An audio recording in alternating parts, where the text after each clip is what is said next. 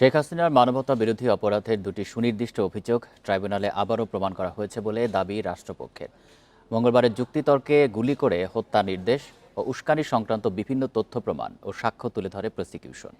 এছাড়া মারণাস্ত্র ব্যবহারের নির্দেশ নিয়েও নানা প্রমাণ হাজির করা হয়। বাকি ৩ অভিযোগ নিয়েও বিস্তারিত যুক্তি উপস্থাপন করা হবে বলে জানিয়েছেন চিফ প্রসিকিউটর।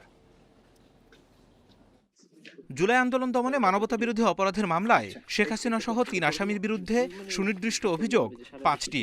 সেগুলো হলো মারণাস্ত্র ব্যবহার করে হত্যার নির্দেশ, উস্কানি, আবু সাইদ হত্যা, চাংখারপুলে ৬ জনকে হত্যা ও আশুলিয়ায় মরদেহ পোড়ানো।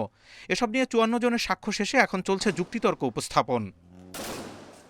মঙ্গলবার তৃতীয় দিনে রাষ্ট্রপক্ষ প্রমাণ করার চেষ্টা করে কিভাবে শেখ হাসিনা রাজাকারের নাতিপুতি হিসেবে আন্দোলনকারীদের কটাক্ষ করে এবং ওবায়দুল কাদের সহ অন্যরা ছাত্রলীগ ও আইনশৃঙ্খলা বাহিনীকে হত্যাযজ্ঞে উস্কানি দেন। মানে শুধুমাত্র মুক্তিযোদ্ধাদের সন্তানেরাই হচ্ছে বিজয়ী শক্তি, আর বাকি যারা মেধার ভিত্তিতেই আসবে তারা পরাজিত শক্তি, এবং এরা রাজাকারের বাচ্চা এবং রাজাকারের নাতিপুতি। একজন প্রাইম মিনিস্টার হিসেবে যখন সে এই কথাটা বলছে এবং তার আফটার ম্যাথটা কি হচ্ছে সেগুলো আমরা দেখছি। এরপর মারণাস্ত্র ব্যবহার ও হেলিকপ্টার থেকে বোমার নির্দেশনার বিষয়ে শেখ হাসিনার ফোন ও পুলিশের ওয়্যারলেস বার্তার রেকর্ড শোনানো হয়। এখন ল্যাথাল ওয়েপন ব্যবহার করবে, যেখানে পাবে সেটা গুলি করবে, মানে গ্যাদারিং দেখবে সেখানে ওই উপর থেকে করাচ্ছি। সবশেষে রংপুরে আবু সাইদ সহ দেশের বিভিন্ন জায়গায় নির্বিচারে গুলিতে ছাত্র জনতাকে হত্যার ভিডিও দেখানো হয় আদালতকে। পাশাপাশি এ বিষয়ে সাক্ষীদের জবানবন্দিও পড়ে শোনান chief prosecutor.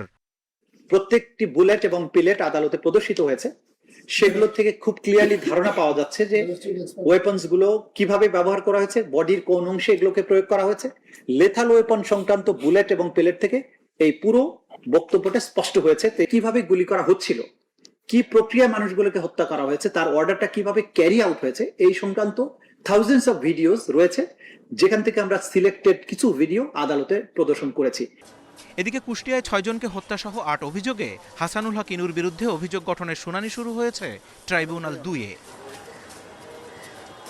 Zahidul Bashar, independent news, Dhaka.